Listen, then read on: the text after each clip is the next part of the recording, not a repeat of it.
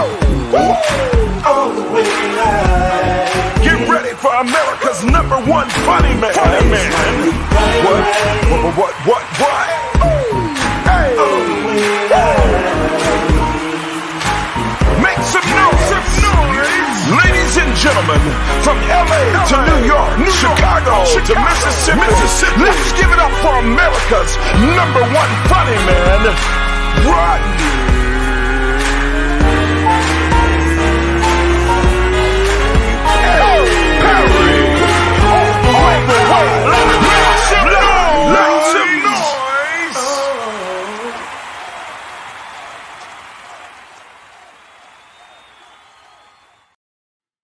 What up, people? It's your boy Rodney Perry. You're tuned in the Rodney Perry Live, and we are up and running as we do every single day.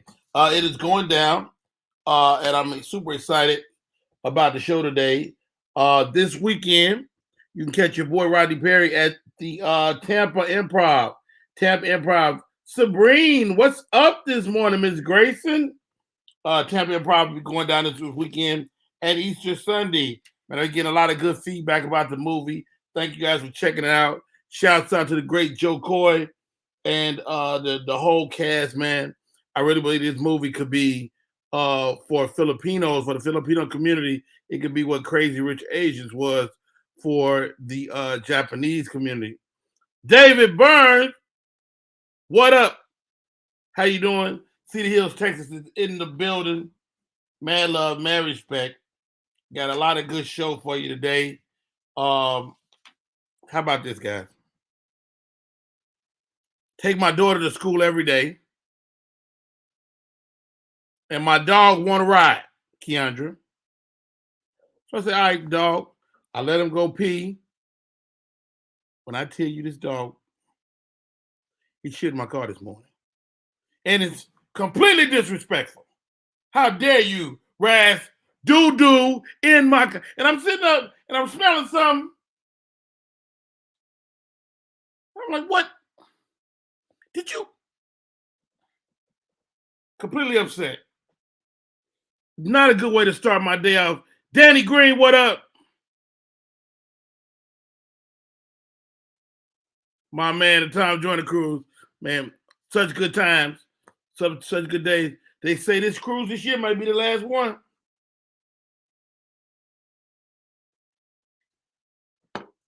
Danny Green. I want to kick my dog in his doggy balls, but he don't have none. A swift kick to the doggy balls. Mason, welcome. Let's get this show underway, man. So much dope stuff happening out there in these streets.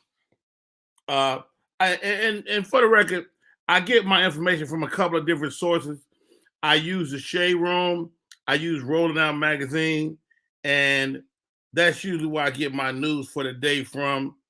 Beyonce makes history as first female artist to accomplish this. Let's see what this story is about.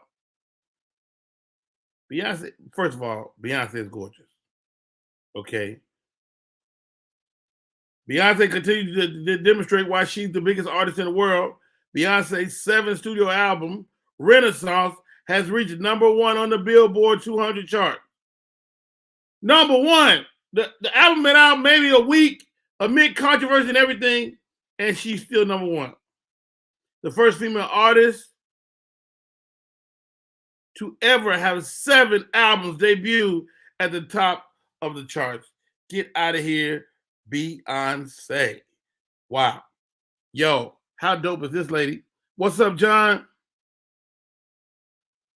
Oh, you in the Latier family. Beverly Latier is my friend, man. Many years, John. Welcome to the show. Tag somebody if you're enjoying the show. Tag a friend. Not 10 people, just one. Tag a friend. We might really appreciate it. Congrats to Beyonce. Mad love, mad respect. Man, these rappers stay in trouble. So get this. Fetty Wap, he threatened a person that they call a rat over FaceTime. Let me tell you something. You got one of these phones, the government is listening. You think you can go on FaceTime and threaten somebody's life, and you're not gonna have to belly up and pay for that? You lose your damn mind. I'm telling y'all, please, Fetty Wap. He can't halfway see no way on the damn FaceTime. Anyway, I just saw this morning, and I think this guy done got himself caught between a rock and a hard place. Now we know Pete Davidson is going through it. Kim Kardashian shook him. So guess what? He ain't getting no more Kim goodness. And it must be some wonderful stuff because it got people going crazy. Jews say got him crazy. Pete Davidson is said to be going through trauma over Kim and harassment from Kanye's crazy self. Kanye been ridiculing the guy ever since. But now they in the same boat. Ladies and gentlemen, joining the show today, it makes me happy to see him in the queue. He has his own show, Step Into the AM, on the same network, Media Room 360. He's on at an ungodly hour, but that makes no difference. One of my favorite comedians. Welcome to the show, J.P. Justice. JP, can you hear me? His head is turned. Brandon Johnson, how are you? What the hell is JP doing? Hey, what's going on, partner? I've been talking to you for 7 minutes. Hey, I am terribly sorry, brother. Hold on. You know me. You already know me already. I had to get up, go and do everything. Hey, world. JP, I just gave you a fantastic introduction. Did you? Dude, you missed it. Tell them, people, did I not? I rolled out the red carpet and everything. Hey, I am terribly sorry, man. No worries. Did you see this story? Pete Davidson is going through it. Of course, Kim Kardashian kicked him to the curb. Kanye been ridiculing him for the last 3 or 4 days. They say he's going into trauma over the lack of Kim's vagina and Kanye tripping. Would you lose your mind over Kim and Kanye? First off, he knew that was used bubble gum walking into it. I don't even know why he felt. Stop right there. Use what? Use bubble gum. Listen, man, everybody done chewed on that little piece of gum right there. That's like going into church, looking under the pew and going, I want this one. Well, I will say this. That's a beautiful analogy.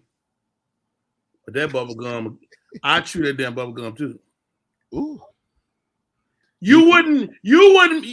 No. You telling me. Listen to me, bro. Stop right there, JP. Stop right there. You telling me that, and we both married. So let's qualify what we're about to say. You telling me that Kim couldn't get it? I don't like white women. She ain't white. No, she is. She's not. What is she? She like Arab or something. She almost black. I have met the furthest I've dipped on my sisters is Puerto Rican. Anything else? Don't get me wrong. She's closer to Puerto Rican than she is white.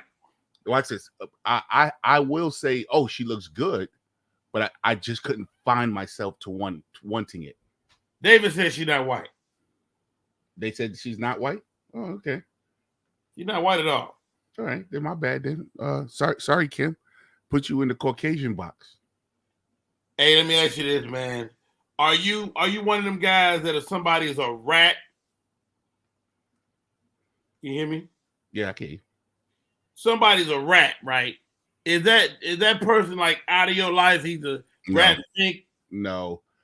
Sometimes you shouldn't do. I forgot. Can we curse on here?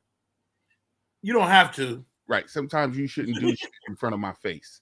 And sometimes I'm not going to sit here and hold your secret and go to jail for you on some stupidity And then hold on, I gotta tell Sabrine, shut the hell up, okay?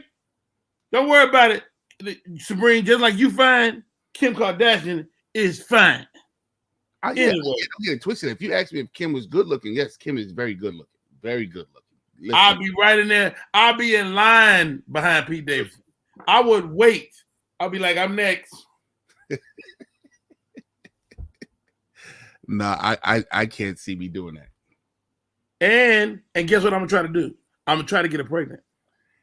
You going what do you say with the groceries? I don't know what you about to say. Groceries.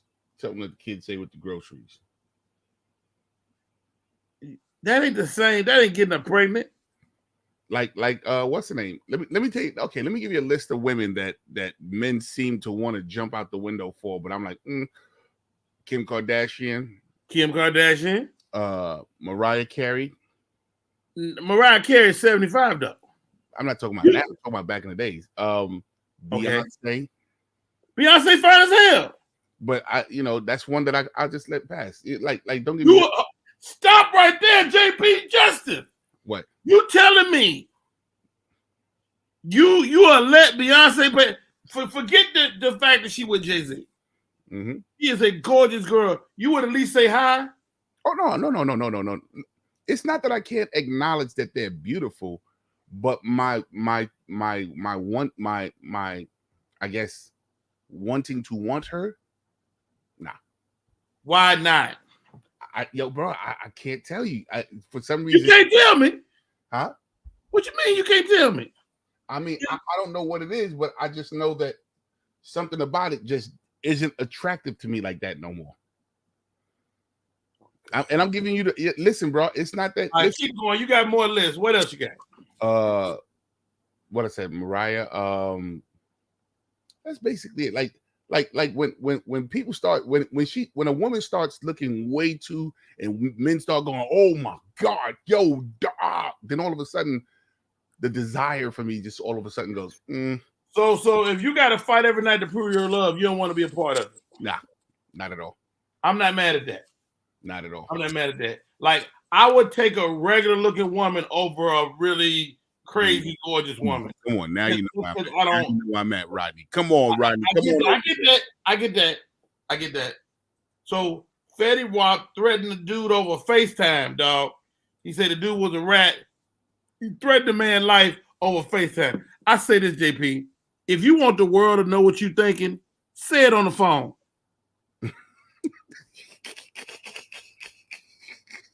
Let me tell you something. I'm not doing nothing wrong in my life, but I operate like I'm under suspicion of the feds at all times. Well, you know something, I can definitely understand that. I can definitely see that. Like you said, I don't do anything wrong in my life, so I don't walk with that kind of. I guess I don't walk with that kind of fear. Like if I talk something on the phone and they go, yo, bro, I'm not doing nothing illegal, but I totally understand and agree. Yes, you should treat that phone very careful. I don't understand how crime even happens today with all of these cameras going on. Dude, we are literally under surveillance 24 hours a day. Yeah, you have got to be determined to be a criminal in these days. You know something? And you got to be off the grid. If you're gonna do any real crime, you got to get your ass. And guess what? If you're off the grid too long, you're a suspect. And how do you get off the grid? Where do you get off the grid at? You got to go in the woods or something to kill somebody. Sabrine says Jennifer Lopez. Now Jennifer Lopez is one of them chicks, man. Well, every time a dude gets some of that, they go crazy. Well, Jennifer didn't grow up too far from where I'm living at and where I went to school at. I remember Jennifer as a kid, as a teenager. I remember seeing her as a teenager. And one of the things that y'all don't get outside she was regular looking back then, huh?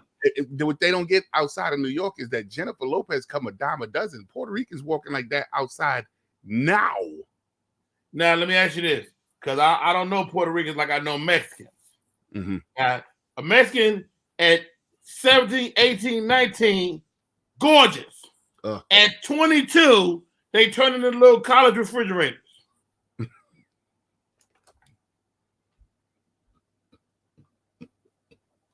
Is that true of the Puerto Rican girls too? Did you call them college refrigerators? Little boxes. Like the little refrigerator in my office? Yes. With that Hilarious. cold water inside of it. Yo, listen, no, so I read an article that said Puerto Rican women are the closest to perfect symmetrically than any other woman on this planet.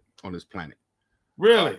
Yeah, I read it. I don't know. I think you made that up. I feel like you made that up. I'm gonna look for the article and find it for you again. But JP, I feel like you made that whole situation up. No. And listen. Puerto. Oh God, why you got me in trouble like that this morning, man? So Puerto Rican women to us black guys here in New York are like, in case of emergency, break glass. Okay. Like they are that. But don't you have to deal with Puerto Rican dudes?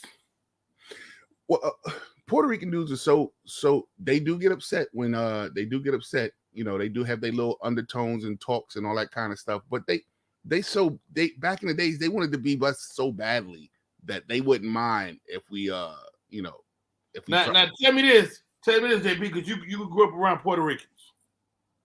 I went to Puerto Rico. The Puerto Rican dudes had their eyebrows arched. Is that a thing? They are very vain. Puerto Rican men and Spanish men are Puerto Rican and Dominican men are very vain. They really love But Dominican is generally men of color like us, right? Yeah. The Dominicans, in case they don't know, Dominicans are the Spanish people that look like Thanos. They all look like Thanos. So yeah, dark skin, CC Sebastian. Yes. Know. So yeah. Hey, you guys, thank you for tuning in. My name is Rodney Perry. You're tuning in to Rodney Perry Live. My co-host for the day. I generally have two co-hosts, but when I bring in JP Justice, I don't need nobody else. You don't need nobody else, bro. I was telling Candy, I said, Candy, the thing about JP is JP got all type of knowledge. Like, you know a little bit about everything. And you know the sad part, bro? The sad part is that I know a little bit about everything. What's sad about that? It's the gift and the curse, bro. What's the curse about? That's great. I mean, I love it, but sometimes I say to myself, hey, man, mind your business. So wait, so you do mind your business, though. I'm very quiet. People don't know that, but I observe everything. I read. I'll just about read anything as it comes. I love that. JP knows. That's a new segment. JP knows. JP knows. You know, it goes across my what's the name? Even if I don't read the entire article, I'll read just enough to get to it. Here's something that people don't know. You do know that people don't give me credit for this.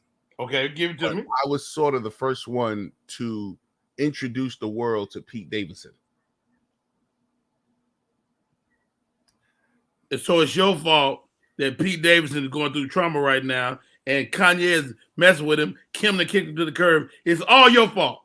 Hey, I will say this. I remember I had a thing. You remember when Pete was a Rudy Poodle on the comedy scene? When he was one of my little rascals of comedy. Remember, him, Shantae Wayans, Jordan Rock, Nico White. I forgot the other guys. About 7 of them. So right now, when all this stuff happens with I like Jordan Rock. Huh? I like him. I like the kid. Jordan Rock is definitely sculpting out to be a great comedian. When stuff happens with Pete Davidson, if anything happens with Pete Davidson, my phone rings and go, "You see your boy? You see?" He's his own man. Yeah. He's his own man. He's destined for fatal. Like fatality, like, and I don't mean like death. I'm just talking about he's prone to like bad luck, maybe. You know what I'm saying? Wow. So, wow. I more hot topic.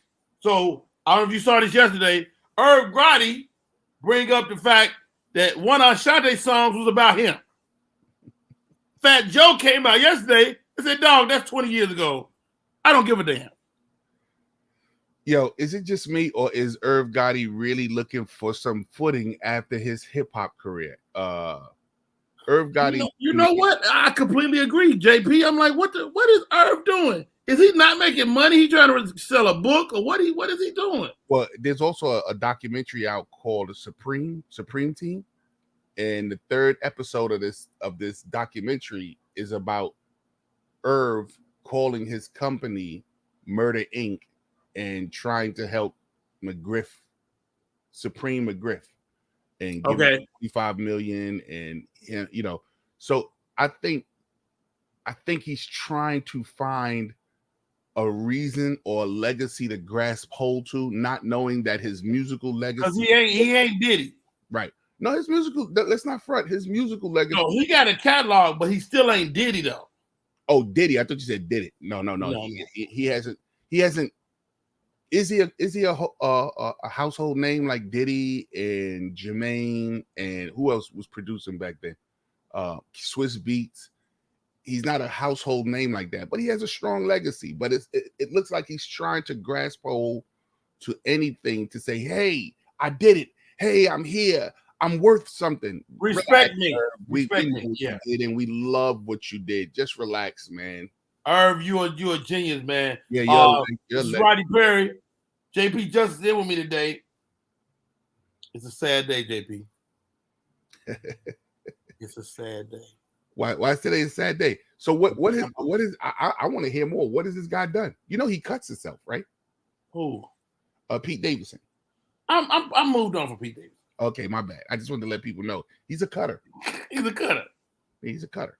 Shouts out to Victor Marshall.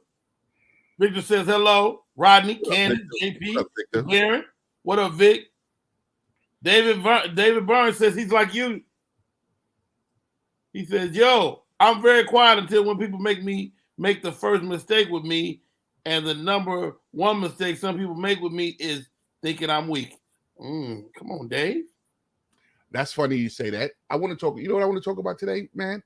I want to talk about social media's personality. Like, hold that, write that down. We're gonna come back to that. Yeah, we'll come back to that because it's a sad day. Why is it a sad day, Rodney Perry? Because Serena might be calling it quits, dog. Serena Williams. She's had an amazing career. Maybe, and I'm gonna throw this to you. Maybe the best athlete in the world, JP. Serena Williams might be the best championships whooping people ass for years and years and years. Longevity. Are you saying woman, and are you saying in tennis? I'm saying bar none. Michael Jordan. I'm talking about Wilt Chamberlain. Serena Williams is the best athlete in the world. Are we going to come back to this? Because I want to talk about this. Let's talk about it. All right, watch this, man. I watched the stats on Michael Jordan just recently. Tremendous stats. Agreed. And what makes his career so powerful, impactful, is that it happened in here. 17 years. Small period of time. 17 years. Imagine had he kept going. Of course his stats would have got worse. No. I think it would change. Of course he wouldn't have been the Duncan. He wouldn't have been the Duncan Jordan, but he'd have been a great assist. He'd have been a great point. I think it would have changed. Let's ask the people. You guys are tuned in. Tell me right now, is Serena Williams the best athlete in the world? Write it in the chat. We're going to figure this out. JP Justice, you starting something. You know what? Trying to bring up Michael Jordan. Michael Jordan is great. Nobody denying that. But, and Candace, look up Serena's pedigree. She's got more championships. We always talk about championships. She got more championships than anybody. More sustained greatness over a longer period of time. She's better than LeBron and Michael Jordan put together. You know what women are. Well, you know what people are. Well, women are mad when you say this. When you go, well, for a woman. I didn't say for a woman. I know, but that's what I'm saying. So watch this. She stands alone with her stats. Look at the difference. Victor Marshall said, bar none, nah. Who else, Vic? T. Gray said, absolutely. See, it's gonna be split with women. It's gonna be split down with men and women. But we know the I need you men to let go of your sexist ways. I'm telling you, Serena Williams is amazing. I'm not saying she's not dope, bro, but like, so if there was a number category, you're putting her number one over everybody. I'll put her number 2. I'll even put her number 1.8.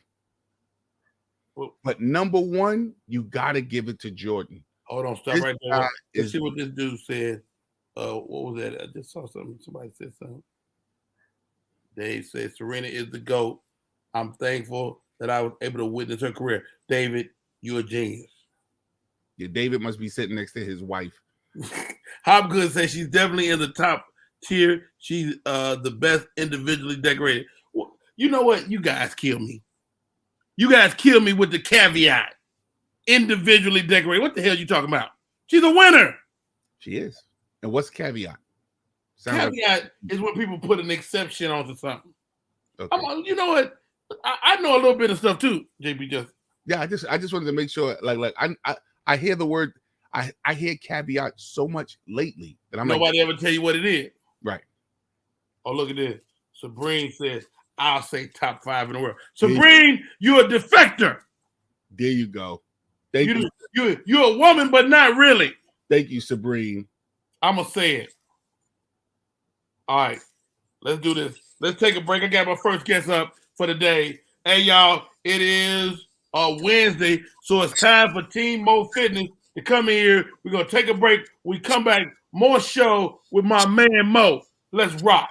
Go ahead, Candace. Get out of here. Type 2 diabetes can have a big impact on your life, but how can it be prevented? Well, the first step is knowing if you have prediabetes, a serious medical condition that puts you at high risk for type 2 diabetes. 1 in 3 American adults has prediabetes, but more than 80% don't know they have it. The good news is, prediabetes can be reversed, and for many people, healthy changes in their daily routine can make a big difference. Take the 1-minute risk test today at doihaveprediabetes.org. SM Marketing Communications is not only a marketing communications company. They also provide web content management, social media marketing, video and audio production, advertising, not-for-profit marketing management, and community outreach and engagement. Want to learn more about SM Marketing Communication? Call area code 314-339-7662. That's 314-339-7662. That's SM Marketing Communication. We are back in full effect. It's your boy, Rodney Perry. I just threw something on the table. I want y'all to know we're not playing this morning. The room is torn in half. Bring JP on. He talking about he got muscles. Come on, man. I see you bring Mo. I was watching Mo. Hey, Mo, before you come on, I got to do this real quick. I was looking through your Instagram, and I was like, yeah, I'm tired of these guys showing their muscles. I got something in here. There's a gun in here. It's in there somewhere. There's a gun in there, guy.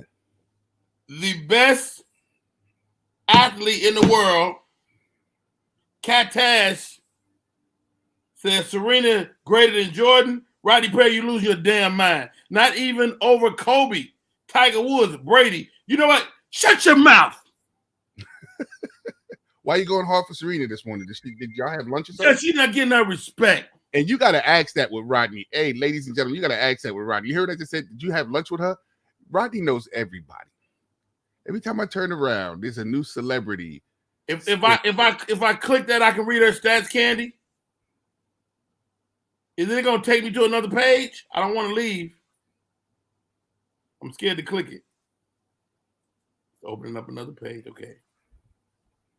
All right, let's look at Serena's stats real quick before we bring. Okay, 11 all-inspiring Serena stats recorders. Wow, her storytelling career. Okay, 23 Grand Slam titles. Jesus, that's a lot, bro. 23. And where do the age range from? It don't matter. 39. The reason why I say Grand that, Slam. She got 39 Grand Slam titles with her sister as a tandem. 319 weeks holding number one in the world. Her record for having the number one ranking the first and last time. I don't know what that means. U.S. Open singles title. 7 Australian Open singles titles. 10 Grand Slams since turning 30. Since 30. She done won 10. You know what? how old is she now? How old is she now? She should be 40. 94.5 million in prize money. I don't know what she's standing on the money. Wimbledon, 6 Wimbledon doubles title. She's 855 and 153. Her record, her overall record. She's incredible, bro. She's above everybody. Tom Brady, Michael Jordan, LeBron James. I don't even think they've seen that many championships in their careers. They can't. They never gonna see it. And she did it by she got 4 gold medals. All right, ladies and gentlemen, welcome to the show. I love when this guy comes on. He rocks us every week. Team Mo Fitness is in the building. What you doing, What's JP? happening? What's happening? I see you, JP. I see you, JP. Come on, put your guns down. Oh, y'all swollen up on me. That's what we're doing today. Today's the gun show.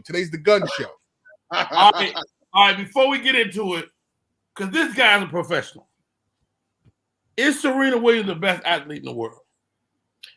I was hearing y'all comparison, right? But there's one little asterisk. Think about this. Serena is in a single person sport. How can you compare her to somebody that's in a team sport? Do you understand what I'm saying? Because That's a great point. Yeah, Team Mo Fitness. Exactly. You know what I'm saying? Hold on. Let me respond. All right. Because we deal with team sport people like individuals. Michael Jordan is on the team sport. You never go to Bulls was incredible. You go Michael Jordan led them to greatness. I'm saying when it comes to great athletes, she is head and shoulders better. Oh, no doubt. She's an awesome athlete. But like I said before, would Jordan win all those championships without Pippen? I don't think Jordan won a championship without Pippen.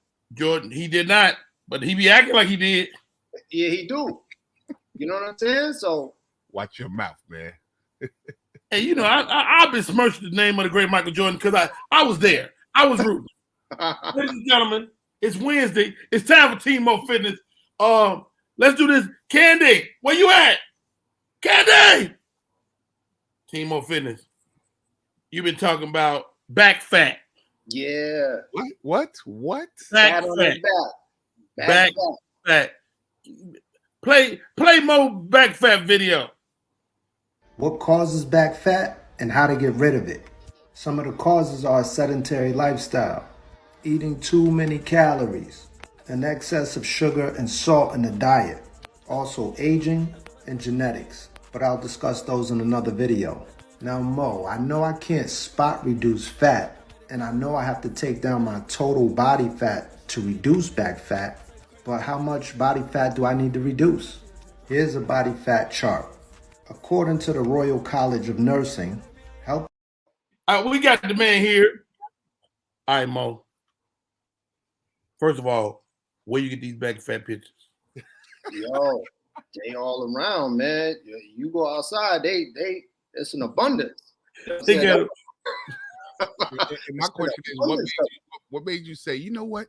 I have to address back fat.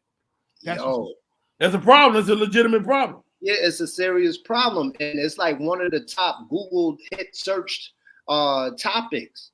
And also, every time a woman come in here, they be like, "Yo, what's going on with my bra fat? This back fat? I need to get this down." But I tell them, now is back fat the same? Because I noticed I had one of the ladies on the show last week, and she had a little extra. She had a little mark right here. It was like she had cleavage had an extra, like she had a little. Maybe I shouldn't say this, but go ahead. Yeah. Well, what I was basically explaining to them is that you can't target any fat on your body specifically. You got to take down your overall body fat. Do you understand what I'm saying? So just trying to, specify one place, that's not going to do it. Isolation. So isolation isn't good. Only in certain cases. Like I said before, like if you have an excess of fat, your first idea, you got to go to your diet. You got to start taking your calories down. And then you want to, lift challenging weights and start toning your back. And as the muscles grow and the back fat goes down, the body fat goes down, then you'll start seeing it tone and smooth out. Let me ask you this, Mo, because a lot of women are afraid of this, of becoming too muscular. Because they start doing the work, they start coming down, but now that fat is turning into muscle. How do they avoid that, or should they avoid that? Well, I'll tell you like this. If you ever see a really muscular woman, she's doing more than just lifting weights. You know what I'm saying? They're taking some type of supplement because they don't have enough testosterone in their body in order to get that Hulk look. So all them little shakes, you may see somebody, you go in the gym, somebody stirring something around, they got some blue type of liquid in there. You got to be aware of that. But if you're trying to just get your back fat down or your upper body nice and sleek as a woman, you still lift challenging weights. Don't go crazy, but you got to stay in a calorie deficit. That's how you won't bulk up. Here's another thing too, ladies. If you stretch your arms out when you're in that position for us, we won't recognize the back fat. You won't even see it. You won't even see it. It smooths out. Don't let JP drag you down the rabbit hole. Don't let JP. He got a point. He got a point. Hey, how about this, Mo? A lot of women nowadays, and Latrice just brought it up, liposuction. A lot of women are turning to plastic surgery instead of going to see you and doing this work, man. What do you say to them? Well, what I say is like this.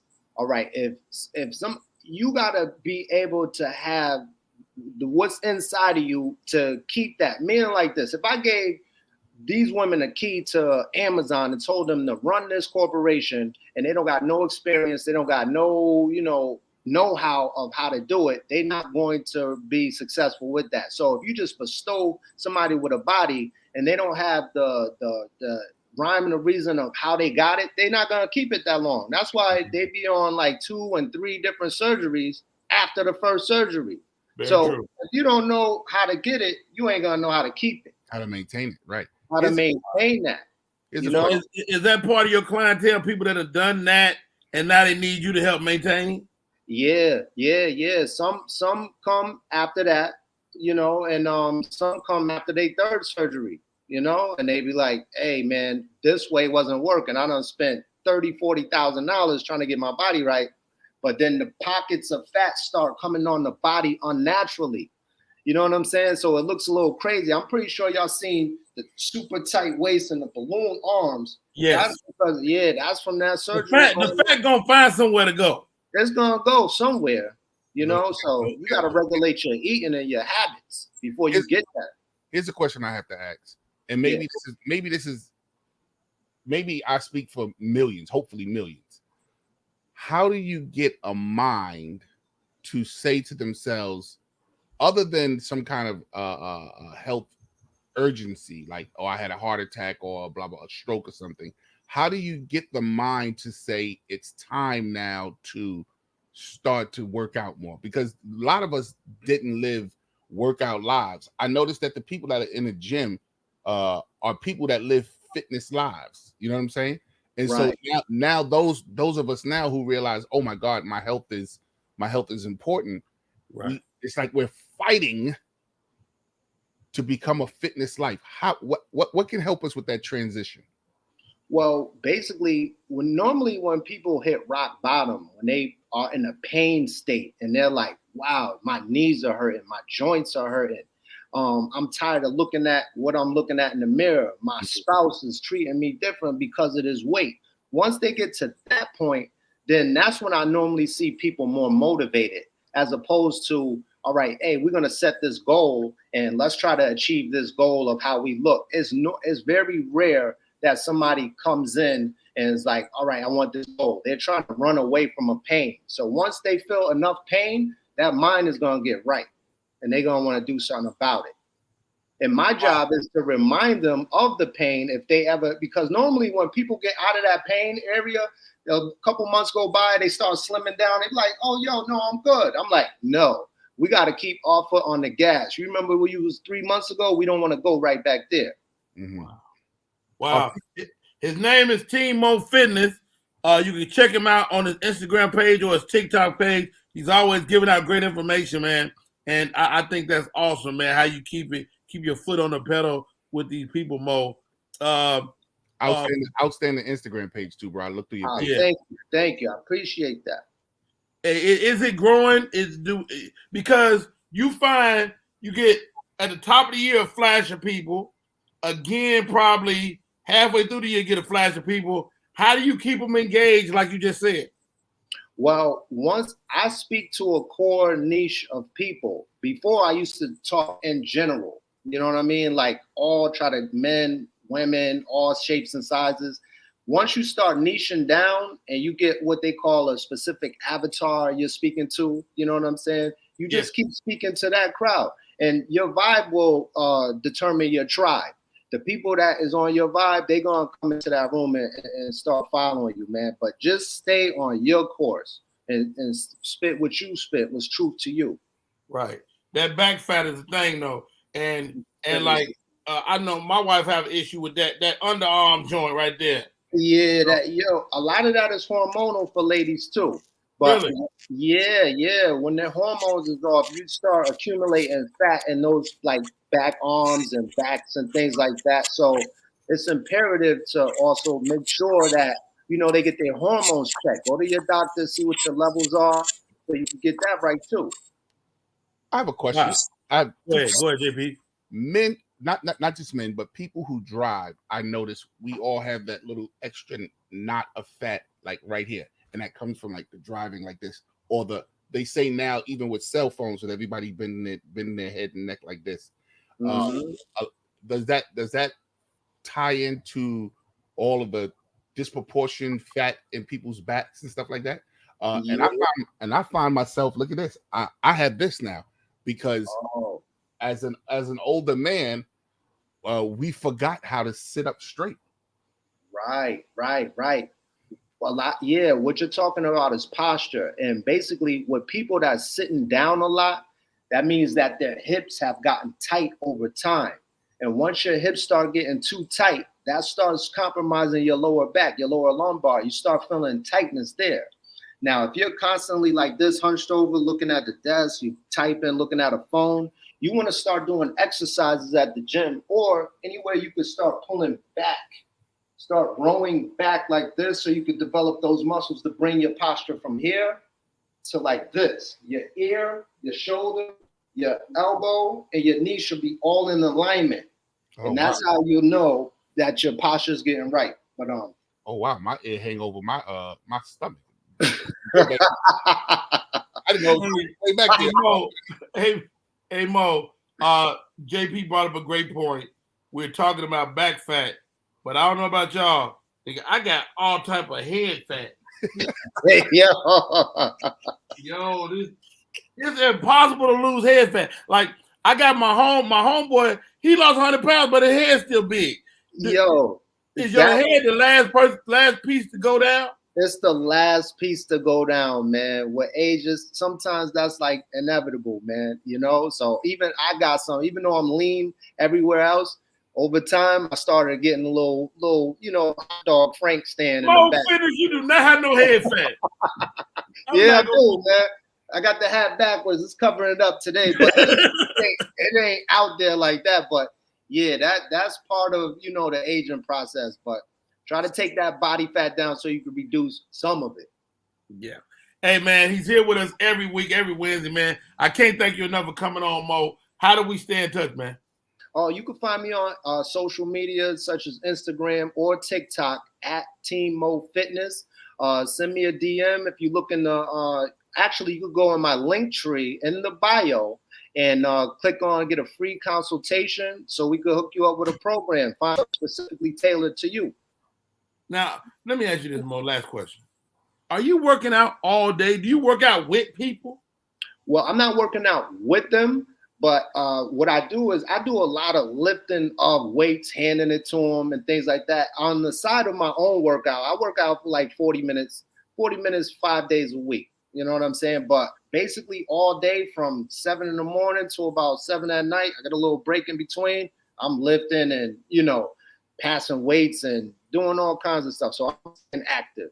Hey, Rodney, our job has worn on our bodies because we don't do nothing but sit there and hold the mic. So it's us that have to be very cautious and active with our physicality because we're used to just sitting there just doing this. So I find myself sometimes just sitting and doing rings, like because rings help with the alignment of your back and neck. That's fact. Wait, stop right there. JB. You heard that? We just found out about alignment 2 minutes ago. No, I've been going to the chiropractor, bro. Like honestly, I find myself every time I sit down, I sit in the same position. No matter if I'm in the car, no matter if I'm on the couch, no matter wherever I sit at, I find it. And I said to myself, why am I sitting in the same position? Because I'm training my body. I'm training my body. And no matter where I'm at, that's the new comfort for me. Yeah. When I went to the not the chiropractor, but the treatment place, they was like, you have to start to sit up. You have to start to do things to tell your spine, hey, this is how it's supposed to be. So they told your spine wants to quit. Yeah. Well, your spine is doing what you're leading it to do. And what I'm leading it to do is to sit improper. What I'm leading it to do is to sit improper. So they show me little small tricks. She told me about the broom. She said, yo, when you're sitting around the house watching TV, take the broomstick and just put it behind your neck. You're not gonna do that. But she says that helps with your whole. I bet it does. So just small things like that. All right. Hey, Timo Fitness, man. Again, thank you, bro. And we'll see you next week. I appreciate it. Take care, fellas. Thank you. I want that consultation. I'm coming. I got you, JP. You gonna do that consultation the same way you're gonna do this damn. Yeah. we be right back. Timo Fitness, JP Justice, Rodney Perry. Name of the show is Rodney Perry Live. We'll be right back.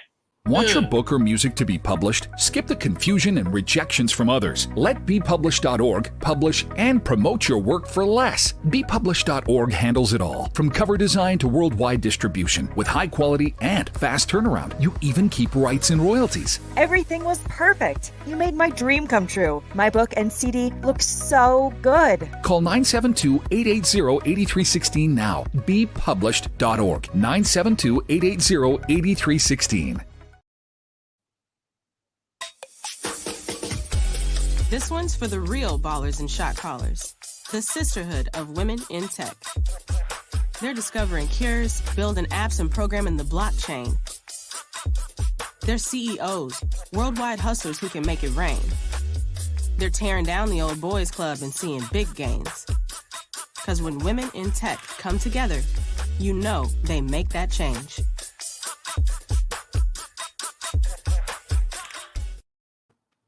That is absolutely my least favorite commercial. I swear to God. The lady with the big ass eyebrows, the lady with the big clunky shoes, laying on the bed on her stomach. It just gets on my nerves on so many levels. Why is the chat still talking about Serena Williams, Michael Jordan? I saw Candy chime in. Candy, you don't know what you're talking about either. Okay? I'm going to say it.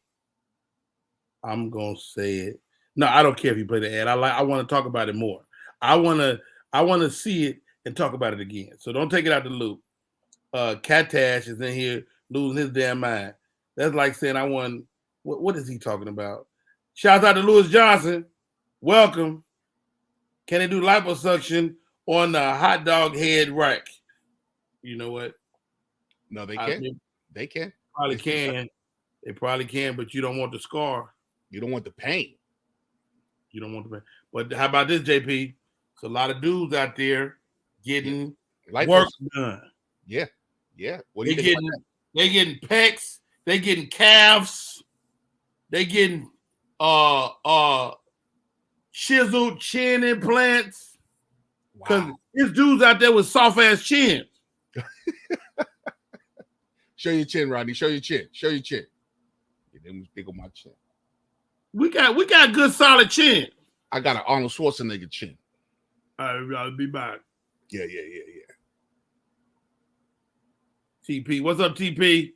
Hey, Alfreda, thank you. I think men should do it old school style. Walk around with a big old heavy chain and a padlock on it, and just walk around and get your neck and shit. Get all that. Did you see this, JP?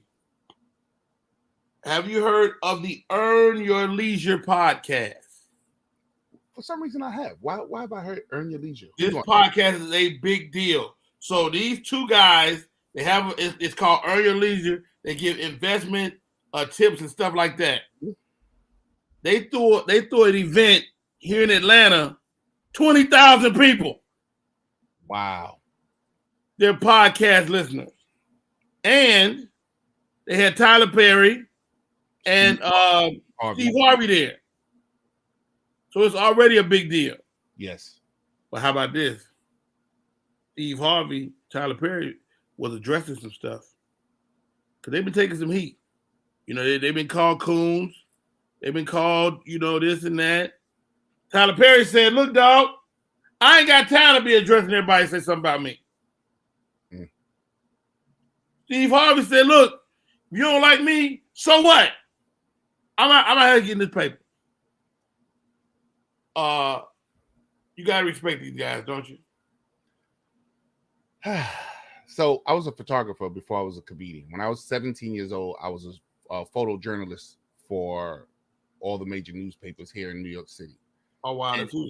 And one of the things that I was taught very early in my career, and it always stuck with me, is that I have a responsibility to my culture when in this business, that you can lose yourself in this business. Oh, wow. And that has always stuck with me. I'm not mad at these guys for wanting the money, but does your family's honor or word or respect have a price tag to it? You know what I'm saying?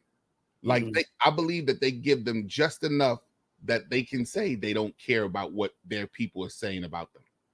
You know what I'm saying? So wow. I understand. So you're saying is there a bigger responsibility as a person of color in America? Yes. You know why? Because the name of the game is to isolate us and separate us. So how can I separate you? I'll separate you with giving you the wealth. And now all of a sudden you don't care about the issues the way because Steve Harvey used to be a real heavy on black topic type person. You know what I'm saying? Then he hit a certain cap in his money, and now I don't care what you say. And I'm not saying that he's supposed to be sitting. No. You're absolutely right. How about this? A lot of these wealthy black folks are low-key Republicans. And I'm not mad at that. Somebody got to be black and a Republican. I'm not mad at that, but it'd be a little weird sometimes. They get their aha. Let me tell you, you should thank people like Paul Mooney. You should thank people like Corey Holcomb. You should thank people because they don't allow. Hold on. Why them two? They don't have nothing to do with nothing. There's a whole lot, but those are the first two. Like I'm honestly gaining I've always loved Corey Holcomb, but I'm gaining such a respect for his style of me. What do you call it? Like in your face type broadcasting. Mm-hmm. I'm respecting it because he's not allowing them to give him anything for him to put the muzzle on what the truth is. Right. Now I'm a fan of Corey Holcomb and probably for a similar reason as you. The guy really don't bite his tongue over them. He doesn't, man. And that's very difficult in this business. Yes. Because you run the risk of your brand being tarnished.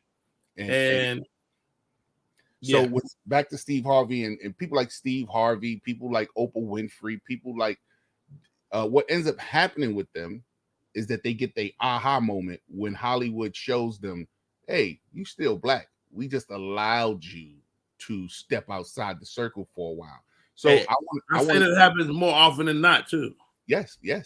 Will Smith just had his aha moment. You know what I'm saying? Bill Cosby had a big wake up call. O.J. Simpson had an aha moment. All these guys have that aha moment. You know who I love right now? Jay-Z is standing on the side, not allowing his aha moment to happen, because whatever they give him, he comes back and he drops the jewel. I don't think Jay-Z believes the press that says he's above the law. So like even Deshaun Watson, right? Who we see him with all these massage therapists, blah blah. I'm like, look, dude. The moment you start believing you're above the law, that day is a bad day, right? So Bill Cosby was there. Like we said, all these people are been in this moment, but you still have an onus to your people, to your culture. But even more than that, to the sponsors. More than your culture, to the sponsors. I'll give Monique this. I loved when Monique said this. God, let me tell you, bro. She sat on Steve Harvey's show and she said integrity. Integrity is important in this business. Like this is what she tells me all the time, JP. She said, Rodney, if I don't stand up, what happened to the little girl that looked like me? Bro, for these purposes, I'm in this woman's corner so much. Like, I love how she hasn't drank the Kool-Aid all the way, and one foot is still in reality. And she makes sure that you understand that her foot is in reality. She's still based and rooted in reality. She hasn't gone so far to where the money, the sponsors, mean more than your morale. Hey, I say people are terribly consistent, and even the people that look like they're for the culture are probably not. You know, Hollywood is a community, and this is what people have to understand. It's a community, and people that are trying to fight to get into that community don't really understand what it takes. First off, if you get into the Hollywood community, I'm not talking about the internet social media community, which is an outskirt of the Hollywood community.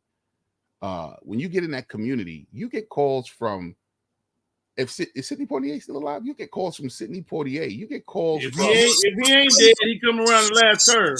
Right. I have a whole list of people that I'm ready that when they pass away, I can't wait for their houses to go on the market so new people can. Who gonna sing the songs when somebody died when Stevie Wonder go? That's a whole nother conversation. Patti LaBelle, like we need to know who's going to take. Patti LaBelle can't sing. Patti LaBelle, like she got a little touch of dementia. Oh man, Jackie Jackson. I think they just Jackie Jackson. Yeah, he's been old since the day we met him. So I don't know what they do. I'm not gonna do that. I'm not gonna let you do that. But no, let's get back to this. So when you get in that circle of Hollywood, you get calls from all these guys because they want to make sure that you keep your morale intact. They want to make sure that you're with the machine that kept it going. You know what I'm saying? I love Kevin Hart. Kevin Hart is my friend. Yeah.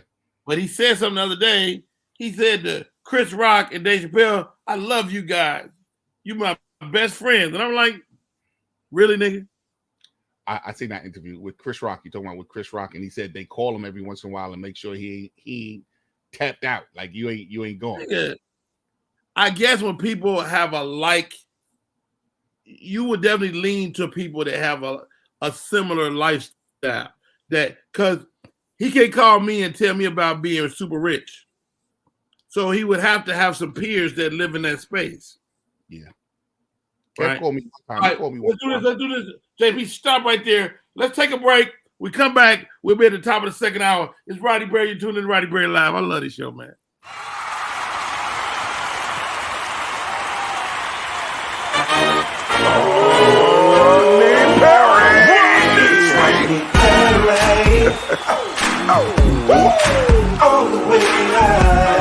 Get ready for America's #1 funny man. What? Hey. Make some noise. Ladies and gentlemen, from LA to New York, Chicago to Mississippi, let's give it up for America's #1 funny man, Rodney.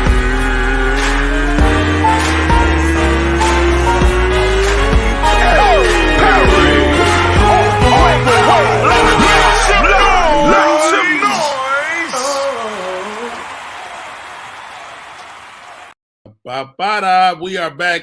My name is Rodney Perry, co-host for the day, Mr. J.P. Justice, rocking it all by his damn self. J.P., you wrote down something earlier. You said you wanted to cover. Yeah. I'm trying to find my footing in this social media broadcast space. Okay. And I'm learning that the social media broadcast space is very sensitive. Once again, like the communities that we were talking about. And even in a young state that I'm in. What do you mean sensitive? What do you mean? About their brands, about their collaborations, about their conversation with, about, you know what I'm saying? Like I'm finding footing on, Instagram. But I'm finding that the community, Instagram is a large world. That social media platform is a large world, but they're small communities, and everybody's trying to win the love of this community. You know what I'm saying? Mm-hmm. And a lot of us are on your show. You got the Gossiping Heifers, you got Jake, you got all of us trying to find our way. But when I step outside and I'm trying to gain new faces, new collabos, I find that these guys are sensitive. Is the whole entire industry, like, do you really have to walk around eggshells to be accepted? I mean, I hear what you're saying. I'm friends with a young man named LaTruth, millions of followers, very generous with his platform. He has put me on before. We shot videos before. He may be one of the only people that have done stuff like that. Mm-hmm. I will also say Kev on Stage. Love Kev on Stage, who put together a master class for the internet. Cost me $99, the best $100 I ever spent. So I think it's like people. Like, some people are cool and some people are not. And the internet will find those people too. But I think that's kind of true, of the internet now. And how about this? Facebook, Instagram, YouTube, it's there to make money. Bottom line. They're sharing the money with us. But if you jeopardize that brand even a little bit, if you say, like I got one of my buddies, Marvin Hunter. I love Marvin. Marvin says incendiary things on social media. The moment he does, they shut his page down. Ladies and gentlemen, let me tell you this. There are words and phrases that when you speak or say on your broadcast, you get what they call shadow banned, or you even sometimes get, like right now, I'm currently banned on Facebook. You got to be leery of your conversation in your text, because when you... I would ask you what you said, but I don't want you to shut my page down. No. It wouldn't shut your page down. So my daughter said to me, my baby girl, who leaves today for Howard, ladies and gentlemen. God bless the Straker family. So my daughter says to me, Daddy, you got an ingrown toenail. So I go to the podiatrist. He says, no, you don't have an ingrown toenail. You got to stop. I'm such a male. You got to stop ripping your toenail off because the dead skin is collecting, and you got to go get pedicures. Soak your feet and get pedicures. Yes. I'm such a dude, Rodney. When my toenail get long, I just put it in your hand. Yeah, and I'm just ripping the toenail off.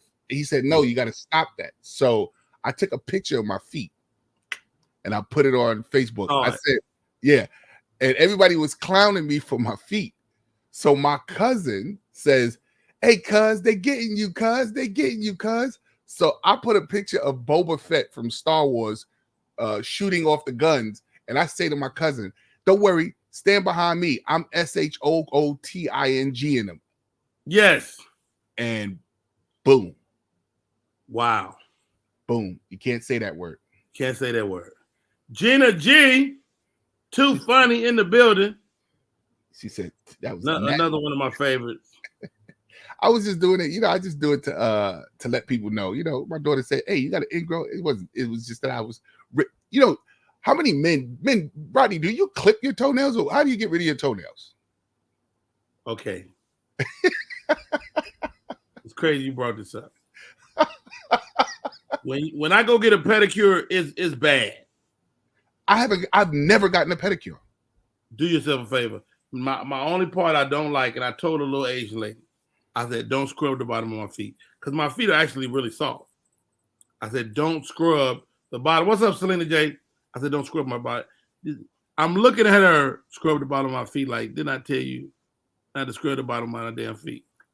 But, so, speaking of feet, I don't even know if I can get it up. I'm with you, Rodney. Hold on. Let's do it, Rodney. So wait. So this one, this big toe, I started to lose that toenail. That toenail turned black, and it was no. Toenail was black, and it was coming off. So I go to the pedicure. They start yelling in Japanese, whatever. They go in the back and pull out equipment. They got to grind it down. Power tools. They had power tools. They wouldn't get them, dog. They grinded it. They cut that toe. They grinded it down, made it match. Did a great job. So now I got to go and take another visit so I can let them clip my cuticles. That's what they talking about you. Clip your cuticles to keep your toes real nice and clean. And it was bad though. All right, so here we go. I think I'm gonna videotape my very first pedicure. And I know right now your whole what I say, Candy? I called Candy. I said, Candy, do you think they're gonna take my foot? Because it was bad. The toenail was black. It was black, and it was in half. So it was had to lift it up. Oh my God! Oh yeah, they'll take it. It was like I was bringing in. Wait, when you say take your foot, you mean like amputate your foot? I thought they was gonna turn it down. I thought it would be like, no, we can't do that. Oh, okay. Oh, take your foot. Like, yeah, are they gonna be like, nah, it's too far gone? They get your black toe ass out of here, but they didn't. They did it. Take your black toe. Look! They just love roasting somebody's foot. You shut up, Howard, two boy. Yo, he said, take your black toe ass. Latrice said I was having surgery. You shut up, Latrice. Now, Frida Jackson, welcome. I have ladies, I'm gonna let you know this right now. I'm a married man now, and my wife don't get down like this. But in my day, women used to want me to take my feet and massage my feet and rub my feet on their body. I got cute feet. I mean, these feet went around the world a couple of times. My feet ain't cute. I know my feet ain't cute, but my feet are functional. They do their job. They do their job. They're supposed to carry me around. They kill it. They killing it. Yeah, think about where your feet have led you, right? Now, my wife won't touch my feet. And I tell her, I say, I'm gonna get me a woman that want to rub these feet. Like that might be the reason that we break up. When I was a kid, man, ladies and gentlemen, sit back, brace yourself for this right here. So when I was a kid, for lunch, butter crunch cookie costs $0.25 and chocolate milk costs $0.10. Oh, so yeah. I wanted to have butter crunch cookies and a chocolate milk. My mother said, massage my feet and I'll give you the 35 cents every day. So I would come home every day and massage my mother's foot for that 35 cents. One day my father came in and saw me doing it. He said, what are you doing? I had a proud smile on my face because I'm earning my money. I said, Dad, I'm earning 35 cents to have milk and cookies.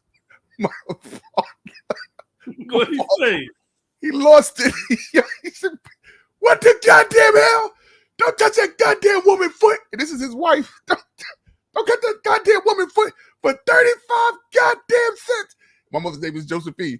Joe, you done lost your goddamn mind. Touch your goddamn feet for 35 cents. My dad grabbed them like a wad of little singles and stuff and said, put this in your pocket. He said, don't you touch no goddamn feet for no 35 cents. Bro. At that point, I realized, oh, feet. Feet are a thing. Feet are definitely a thing. All right, JP. Time for the question of the day. Let's go. Rodney, you found a lady who will touch your feet, the Asian lady. You know what, Glenn?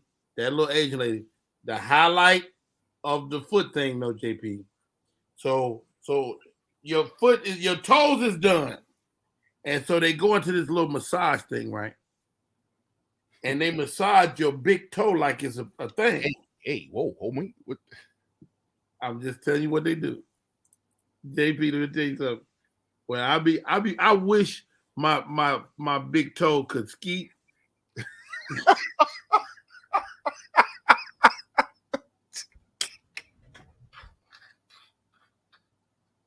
Louis John say new record.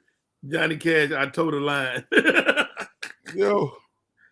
Dude, He said, when they can massage my big toe, they go along your foot. Oh. Yo, you said you wish your big toe could skeet? The only reason I deal with the scrubbing is because I know what's next. Oh, okay. So you go, okay, I'll do with the scrubbing, but because he already jerked my toe off. I didn't say that. I did not say that. But that's real. That's real close. All right, time for the question of the day. Let's go. What movie has had most impact on you personally? Oh. You know, honestly, two movies I must say. What's the one? Hollywood Shuffle and Dumb and Dumber. Really, Hollywood Shuffle? How so? Because even as a child, back in the days when I first saw it, I saw the simplicity on how it was made. I said, even as back then, I said, wow, hey, they snapped together pieces and made the movie. This is before I even got involved with comedy. This is before I got involved with video work and all that stuff. I saw that as a little child. And as I got older and I found the stories on how Hollywood Shuffle was made with credit cards and friends' words, and they actually took everyone's skits and snapped it together, I said, that's how I wanted to do it. That's how dope. Some of the answers, Katash says, Lean on Me. Great movie. And Clutch says The Wood. The Wood. X-rated version or the regular one? It's not X-rated. It's not The Wood. It's The Wood. Okay, my bad. I saw featuring I don't want to know what you saw. Marcus. Featuring Mr. Marcus. Wait. Look at this fool. Sugar Walls, Volume 11. I actually like Volume 69. Wow. RP almost did the scene from Harlem Nights with that toe massage. Put your mother on the phone. I'm never ever coming home again. Okay. All right. The Notebook and He Hates Me. He Hates Me is one. Change your life, huh? I never saw. No. Godfather 2. In my older age, Godfather made so much sense. Wow, interesting. Gina G says how Stella got her groove back. Let me tell you something, Gina. You burn my shit if you want to. Hopgood says Purple Rain. All right, moving on. What is something, JP, and audience, that nobody knows about you? Well, I always wanted to tell the people that if you...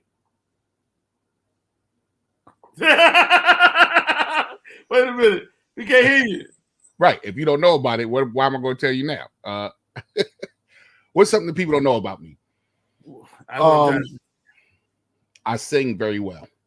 Really? Very, very well. Get out of here. Yes. JP, you making it up. No, not at all. not at all. And people who Can know you me, sing some for us?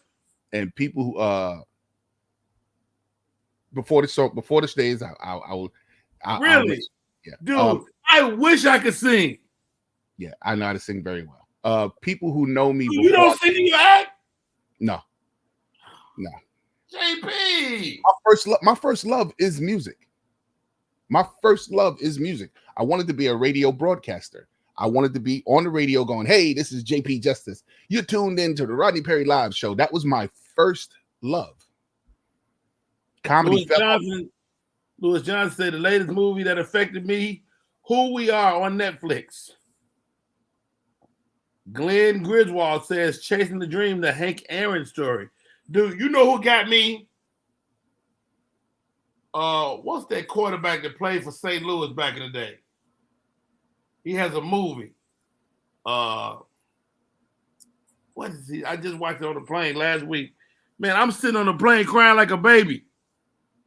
I cry for a lot of movies these days, Rodney. You can't really, like, honestly, us right now as men, our hearts are so big that I'll watch a movie, and if it's a team sport movie and the team came together and won a championship, look over at me, Rodney. You know what it is?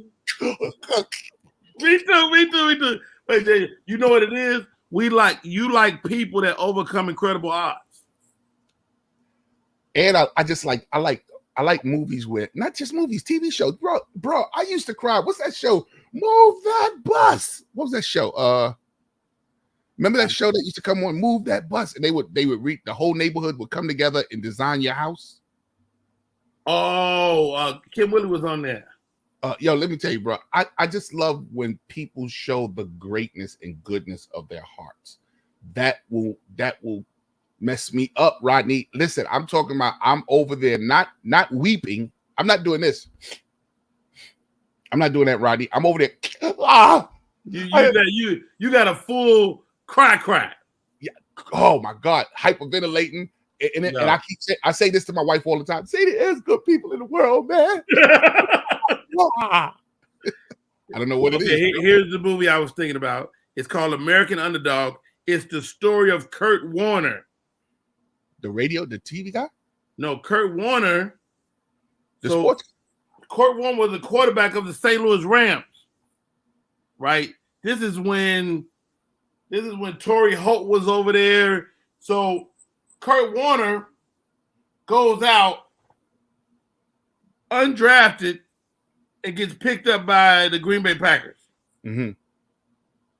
They tell him to go into practice. And he said, Coach, I don't know the playbook. He said, get the hell out of here. He fired him on the spot. He spent another decade trying to follow his dream. Mm-hmm. Dude, this story is so incredible. 10 years. He ends up in arena football, which is, he ain't fast, but it's a faster game. He finally gets a look with the Rams. The head coach loves him. I want to say Dick Vermeil, but the quarterback coordinator hates him. Mm-hmm. So he got to battle through that. He's like second string. The guy gets hurt. It's like it was written for a Hollywood story. Kurt Warner is also he was a sports broadcaster, if I'm not yes, right. Yes, afterwards, yeah. Right. But such a great story, man. If you get a chance, the name of the movie is American Underdog. You think you like the grinding? This was gonna take your ass out.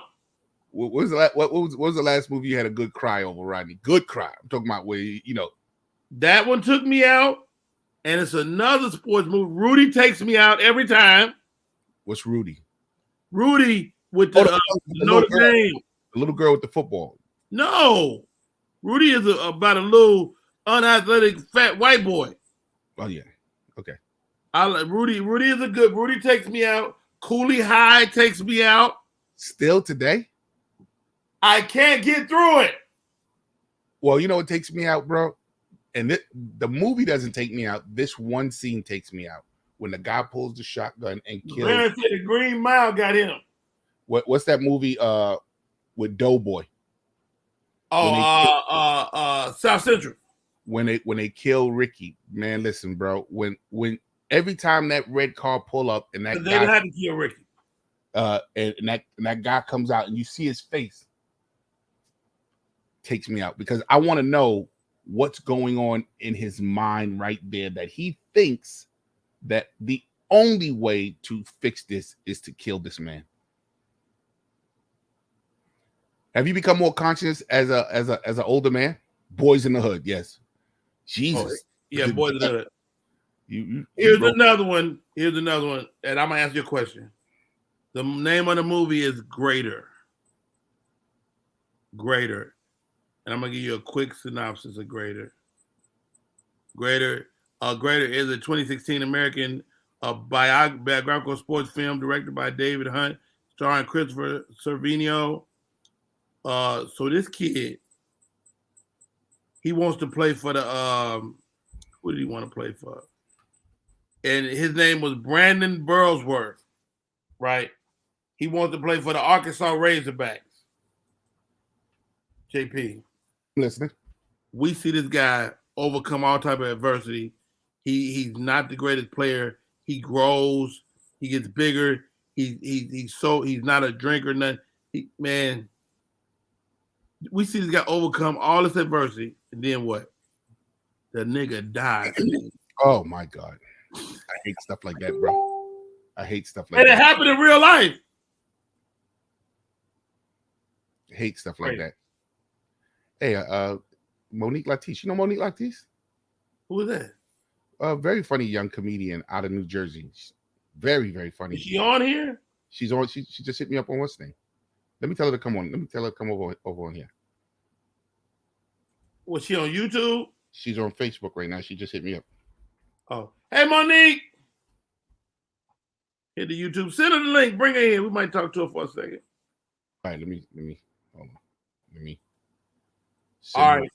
Hey, you guys, you're tuned in to Rodney Perry Live. I am Rodney Perry, that young man. My co-host for today, JP Justice. We're talking everything. Here goes. What was your favorite food as a child? Candy yams. Really? Oh my God! Listen, bro. Even to today, a good plate of candy yams. I like candy yams with mac and cheese. I like the sweet. I like the sweet and what's the name? Salty. Yeah. So you still like candy yam. So you can taste a bad candy yam and be like, this is not a good candy yam. Oh, all the time. Listen, your candy yams should not be watery. They should be sticky. And they shouldn't be drowned in the what's the name sauce. It should have just enough that that you taste it in each one. But I like it. I like it when I take a little candy yam and a little mac and cheese and it's all on the same fork. Yeah. You got look how I'm feeling all giddy. Look how I'm feeling. You see, look. Yeah. Your imaginary fork is incredible. You know what I liked as a kid that I don't touch now, really? The drumstick. Why? When I was a kid, that's all I wanted. That was my favorite piece of chicken, the drumstick.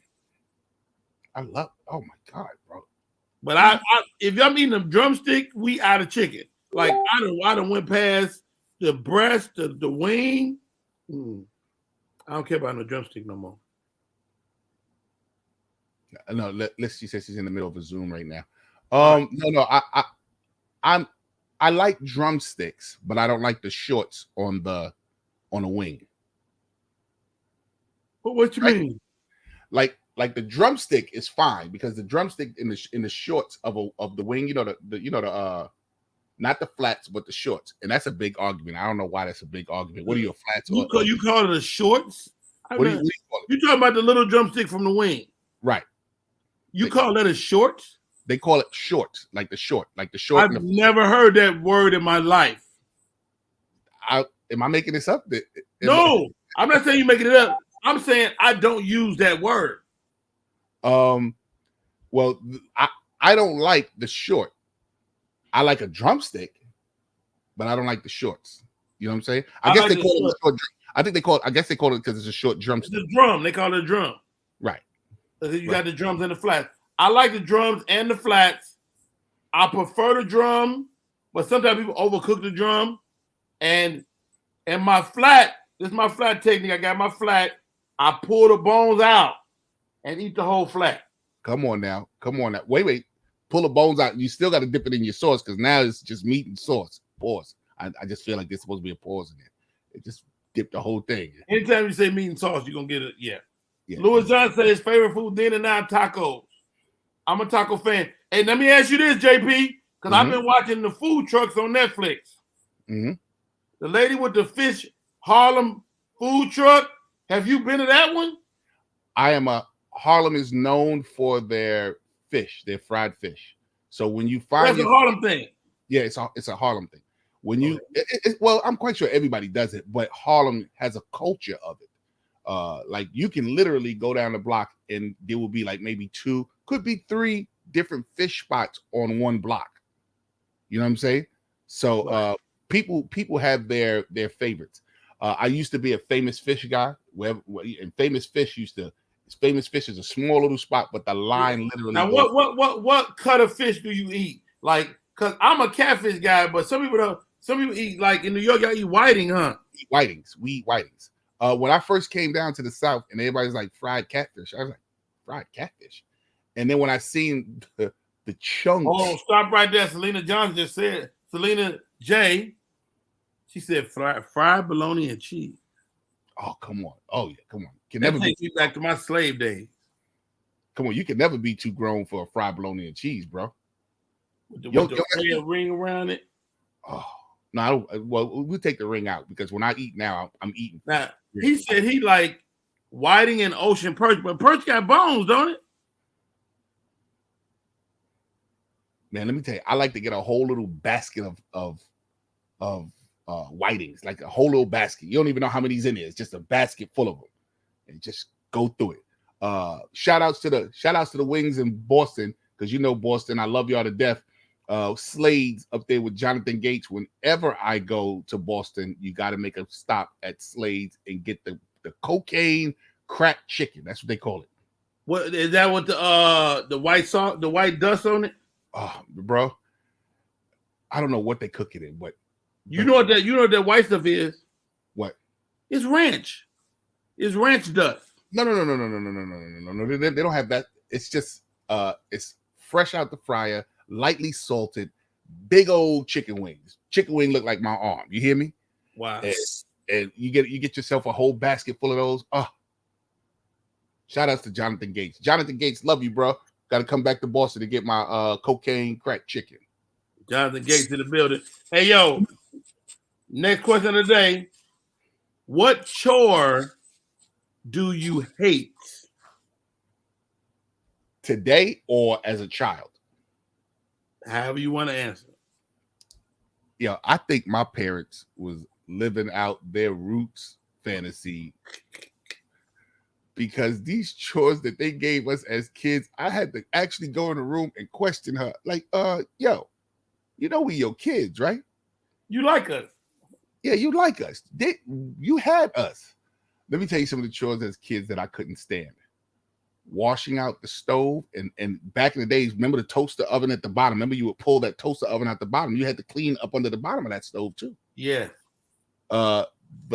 The wood, what do you call it? The wood trimming on the bottom of the wood. Don't clean that and you can start a fire. Back then, I didn't know that, but I know my mother used to have us on our hands and knees scraping out the ash and scraping and sweeping out and pulling the whole drawer out and cleaning the what's names. When my father would go wash the garbage can out, I go, fool, it is garbage. What? But you would have to go and take that whole garbage can and take it in the tub, and you would have to rinse. Oh God, I used to hate that. What do I hate now? Laundry. And I will go to that Chinese lady and drop off that bag so quick. My wife gets tight. She'd be like this. Yeah, they folded and everything. Everything. I can't like stand laundry right now. Yeah. My thing is I don't like washing dishes. Like when I was a kid, I remember washing dishes going, when I'm grown, I'm never washing dishes. Do you wash dishes? You probably have a dishwasher now, right? Yeah, it's called Rihanna and Roxy.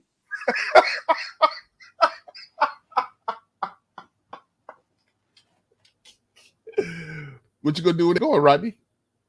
I'm gonna get some new dishes every day.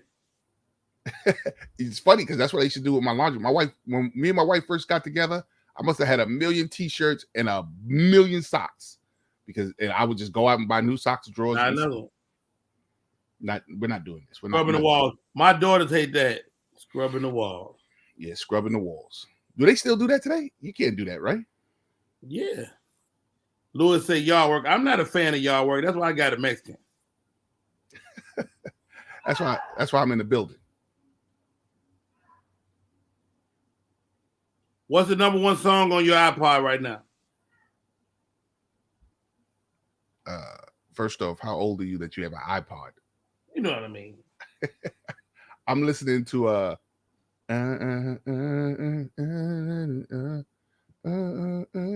on. Young heart, run free. You know what I'm talking about? Yes.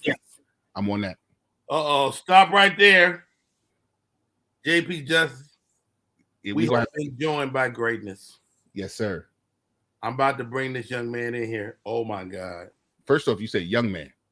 Well, let's not start with him because I don't want to start.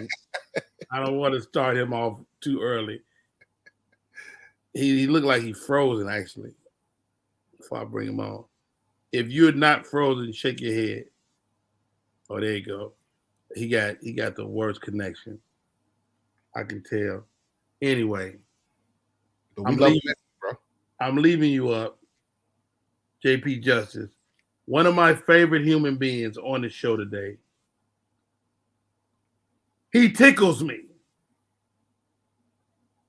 He's maybe one of the best comedians. Everybody talking about Dave Chappelle, the GOAT. Well, they better look at doggone Tony Roberts. Ladies and gentlemen, funny man, comic. Welcome to the show, Mr. Tony Roberts. What up, Tone?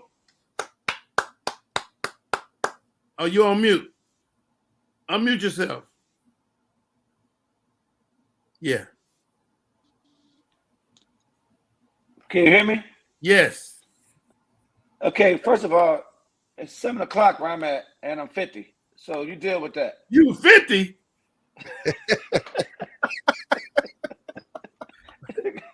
It killed when these guys are trying to say an age. I'd rather you make it seem like I don't know. Like I'm 44. 44? Hey, first of all, you look amazing. He look amazing. He's the best looking 70-year-old in comedy. Ladies and gentlemen, father, comedian, easily one of the funniest human beings on the planet. Man, how are you, Tony Roberts? Good, man. Pretty good, man. What's up, JP Justice? What's going on, fella? You know, let me tell you something. I thought you was in prison. Let me tell you what rings in my head every time I get a haircut, bro. Every time I get a haircut, this is what rings in my head. Hey, man, did you go to the barber and just say, hey, just make me look like a complete fool? Yo, bro. And I make sure I get a great haircut every time. Man. Oh, man, y'all tripping, man. Tom, man, how you doing, man? Good, man. Good, man. You know me, busy, man. House full of kids. Stuff to do. A lot of bills. It don't change. The grind don't stop. Change. Hey, man, how are you? How are you navigating this social media world? I see you every once in a while. I throw a video out there, you know, and it's funny as hell. How you get through this, man? You know, when it comes to social media now, you know us, man. Us three right here. We back in the day with flyers. That's how we came up. We had to go out there and beat the streets. We had to come see me, come see me, come see me, come see me, come see me. I still got flyers in this mug. I got flyers with nothing on the back in case I want to get a girl number.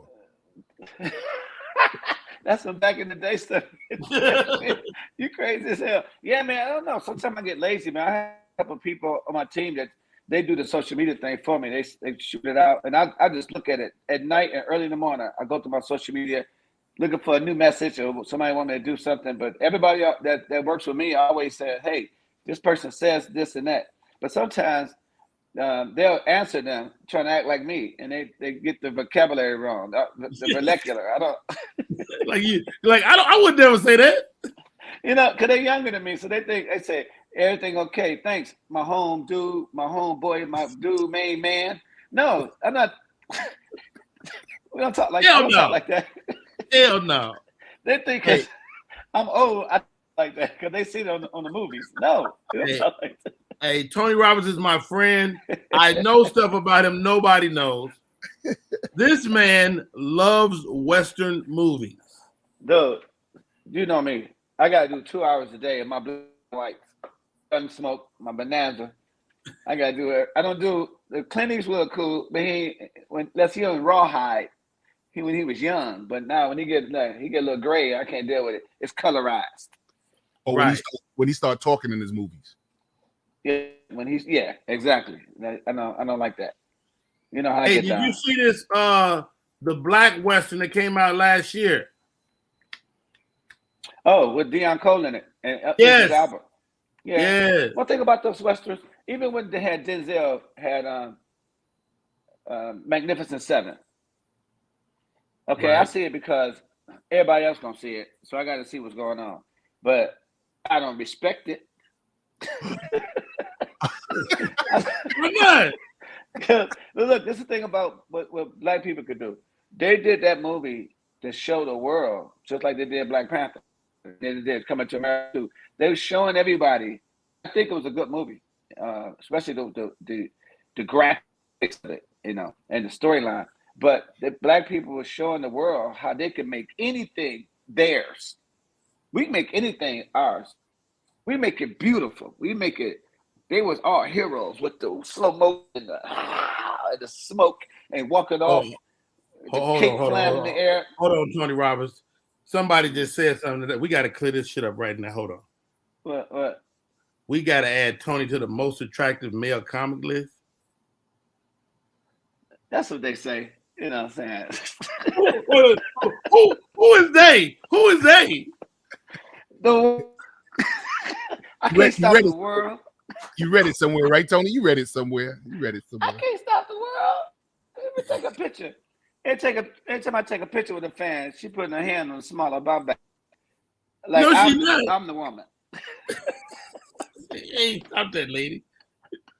Fist pump Hey. me, goddamn. I'm married. Fist pump me. Leave me alone. Hey, I man. appreciate they saying that though. Your wife, man. She's also your manager. She's your number one fan, man. Y'all travel around the world together, and y'all ain't tied to each other yet. Hey, you know what? Because she's not there when we get on that plane. You ain't my wife no more. You an employee. You wait a minute, dog. My wife is my road manager, and she does everything I don't want to do.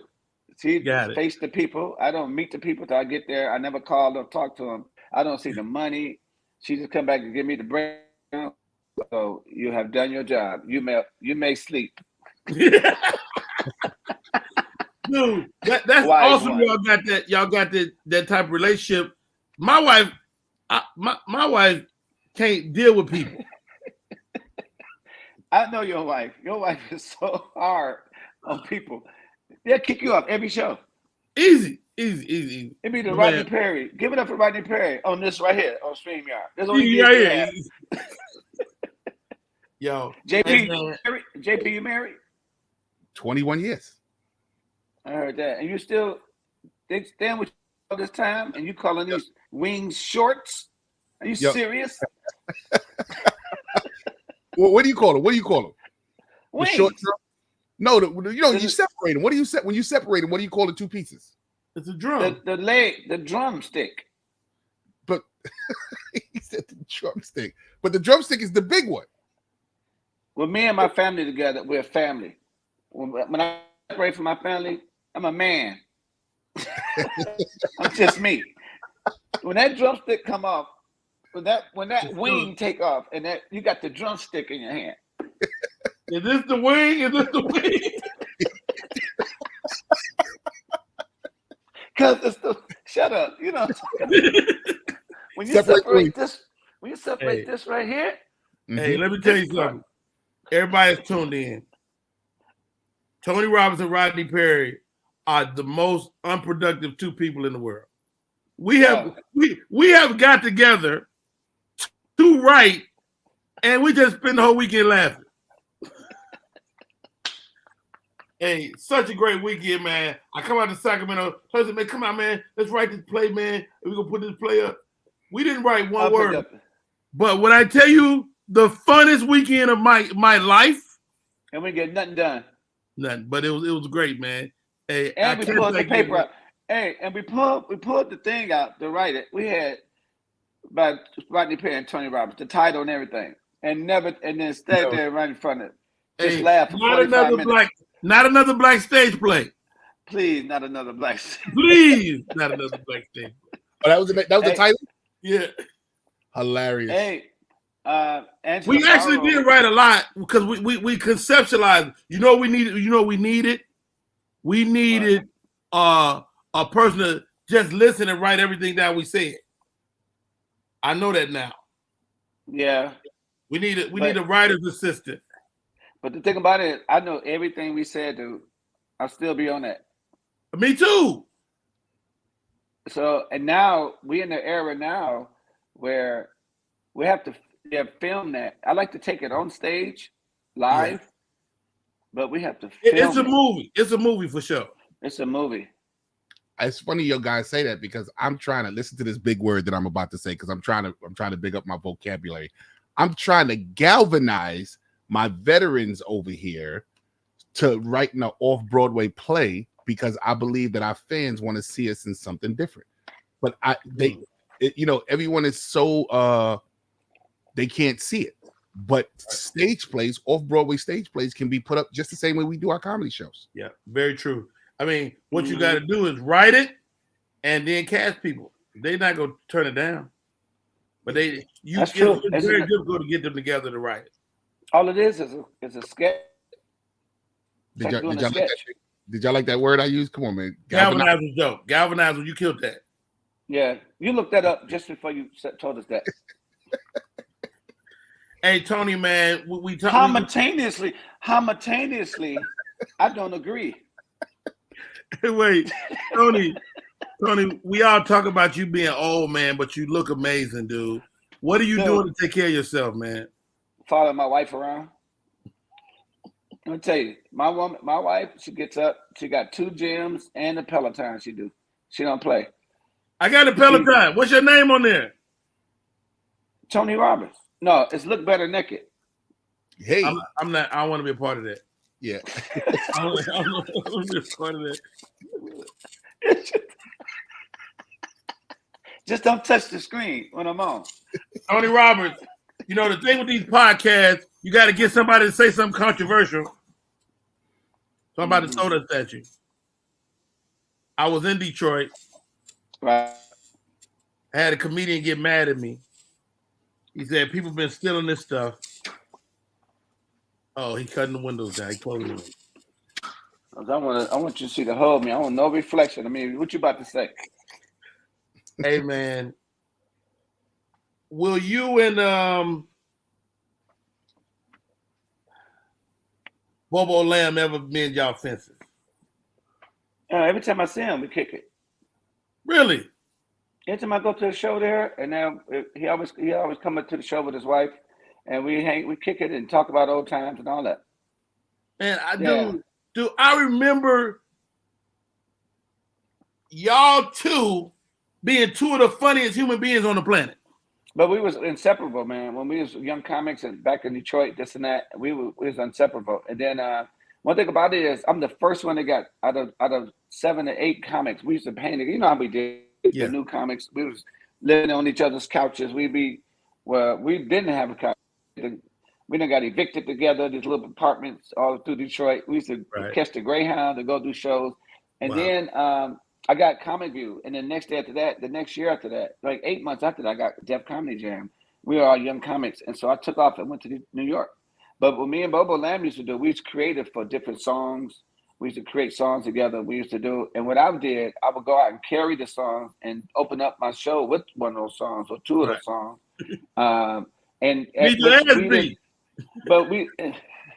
So we didn't. If you refuse the vaccine but eat ass, you need your ass beat. So we used to do these songs together. I mean, and then we formed a group. Me and Spanky Hayes formed a group called The Other Level, and but we didn't have him involved in that. We had Joe Blunt and Howie Bell and all us in there, right? Right. So when I went to New York, I would just hold on, stop right there. You was a part of The Other Level? I created it. Me and Spanky created that. Really? I didn't know Joe that. Blunt, yeah, we brought that together. First off, I'm kind of mad because every comic you mentioned ain't no taller than 5'5". Was it like a height thing in there? Well, Joe Blunt was tall. He's tall now. Joe Blunt was almost 6 foot. Yeah, he almost 6 foot. Okay. JP Justice, because you played in Lord of the Rings as one of the trees, that don't give you talking about people 5'9". He changed street lights with no ladder. The light bulbs. The mayor just he said the mayor just pays me. So but what happened is, man, when I left and it's not just Bobo Lamb, a couple other people, maybe one other person, but when I left and then come home, man, and then I went to LA and just started repping Detroit, Tony Roberts becoming Tony Roberts. Yes. It didn't stop them for doing the same. Absolutely. Very true. For some reason, when they went out to do the same and it didn't work and they came back home, they swear to God, oh, he took all my stuff. You can look at Bobo Lamb and a couple other guys. Look at all they stand up. And look at the 8 comic views I did, the 3 1-hour specials. Look at the 4 Def Comedy Jams. Look at the Ruckets. Look at everything I've done. Apollo. You'll never see none of their jokes in there. Wow. You're absolutely right, man. And this is why I know you're right. So I go to Detroit. I'm in the city. Bobo is featuring for me. He does an hour, 90 minutes, but I'm not tripping. I love this nigga. This nigga is one of my favorite comedians. Dude, and so I tell him, I say, Bobo, nigga, you need to do a concert with these songs. This shit is fucking amazing. He called me the next day. Yo, Rodney Perry, some of my people heard you talking about my song. Talking about, I say, Bobo, nigga, I told you I love the shit. Mm-hmm. But he was literally upset with me, and I'm like, dude, I can't deal with you if you gonna treat me like that, because I didn't say that. Right. If I tell you I didn't say it, you just gotta believe me. But I know this day. I know everybody in Detroit that used to come back up with us. These new guys today. I go home now. I am Michael Jordan to them. Yes. Right. When I go home. Well, you Michael Jordan to a lot of people, man. You that guy, Tom. But these guys who come up with like the Bobo Lamb and Joe Blunt and Howie Bell, these guys are geniuses. Detroit breed geniuses, man. But you just got to get out of Detroit. Like New York, you got some guys in New York, the dopest comics out that won't leave New York. When you leave, you got to stay gone. Yeah, you got to go. I think it's something to be said. Like New York comics get to earn money so early that it's like, why would I ever leave? Because when you go to LA, it's not guaranteed nothing at all. We all know that. But you got to start from scratch, damn near.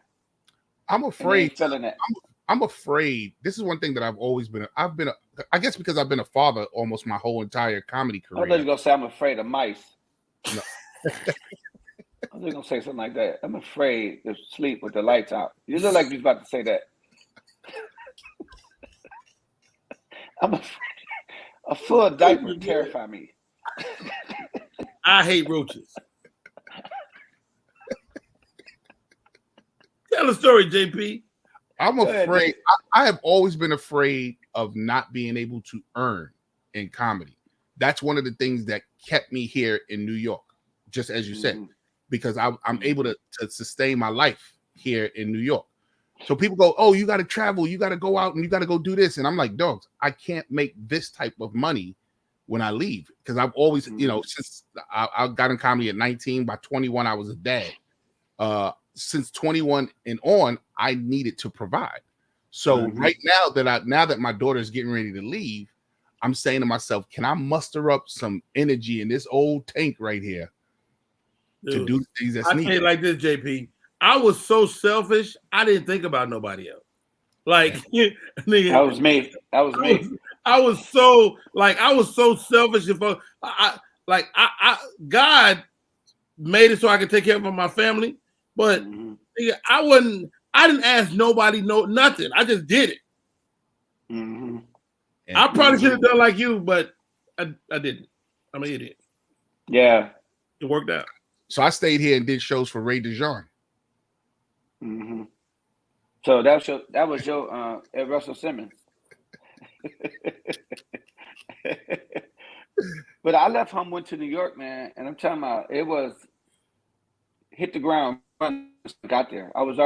People already knew about me or whatever, and I got there. I had gig after gig. I had 3 gigs coming at me every night, and I couldn't do about 1 or 2. And then I wasn't familiar with the train and all that. I'm not getting on that train, get lost for no damn $2, but $300. So I just kept going, man, kept going. And then I'm telling you a story. Cat Williams, we was at a show in Phoenix, and he's had his management come to me.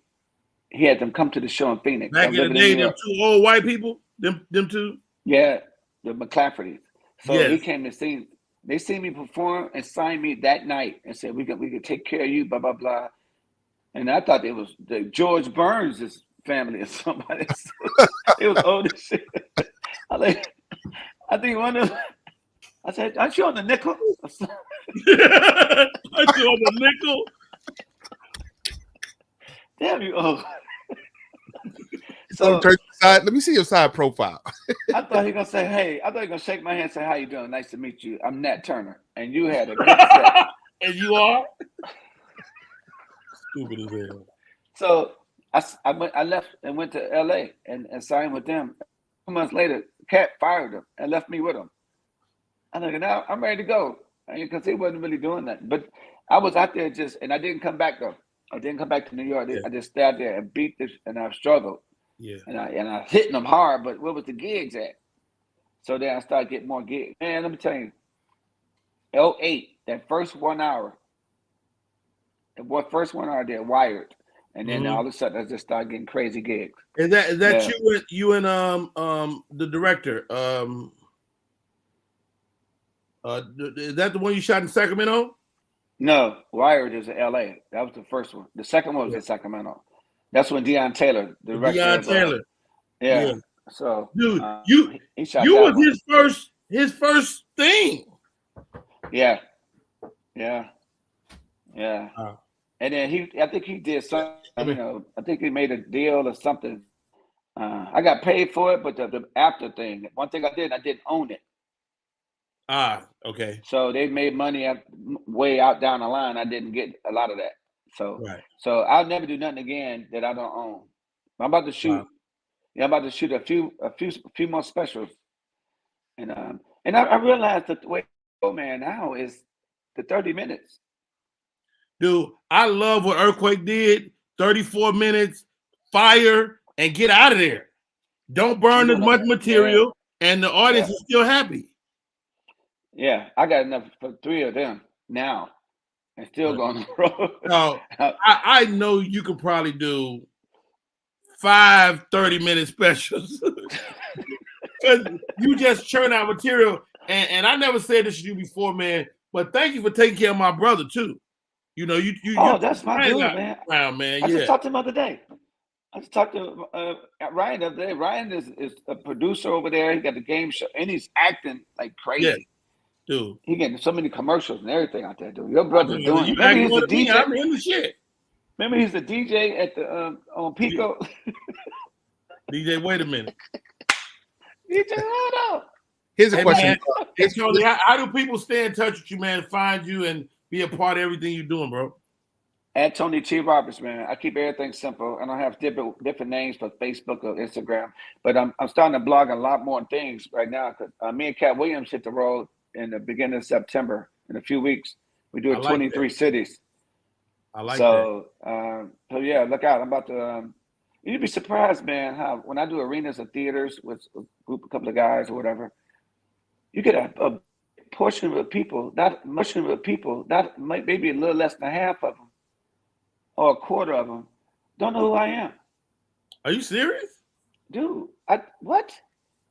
I was on the No Cap tour for like 5-6 days with them. But then that's when the internet guys on there, that's what it was. The internet dudes. And you got a couple of old heads. The audience is considerably younger. And you talking about when I get off stage and they give me only 20 minutes, nothing behind me or nothing happened before me. So I get about 600 people hit me, 300 or 400. Hey, we never heard of you. It's over with now. We went through all your stuff and blah, blah, blah. It's the young people. Wow. It's awesome, man. Yeah. Hey, you tell Cat, nigga, I'm coming. I'm showing up. Y'all can't stop me. Tony Roberts, Cat Williams, and Rodney Perry? What? What? JP, you come on out, JP. We need a chauffeur. Hey, watch this. And you're going to be like, did Tony slip on paper back there? Why can't he make it to the stage? Don't you do that. Hey, man, JP, I got to get out of here. Okay, brother. What was you going to ask me, Tony? Go ahead. JP, where you at in New York? Where you stay in New York? I'm in the, bro, I'm so used to comfort. I am in the same apartment that I was going on 30 years now in the Bronx. You've been in this apartment. Oh, I've been there one time, I think. I remember that. Yeah. Mm-hmm. Same. All right, it's over. It's over. Hey, y'all, Tony T. Roberts on all social media. New York and LA and Los Angeles. He currently doesn't have a mustache, but he's still a wonderful human being. Ladies and gentlemen, Tony T. Roberts, my man JP Justice, man, you've been rocking with us all day. You can find him on social media at JP Justice. My name is Rodney Perry, and this is Rodney Perry Live. We'll see y'all next time. We out.